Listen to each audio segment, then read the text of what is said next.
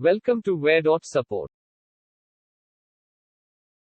How to install and activate Waredot Total Protection? Open the Waredot download link that you have received on your email. Click on the green button Download Now.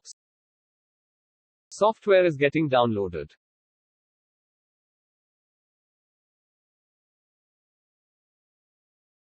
Double-click on the downloaded file and click on Install. Now follow the instructions on your computer screen. Click on Close. Open Waredot Total Protection from your desktop.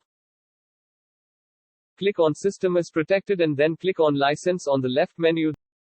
Then on the Activate button. Fill in the details and the activation key that you have received on your email after purchase.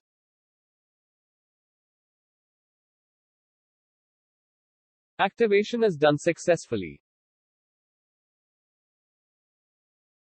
If you have any question, visit the support portal waredot.com/support.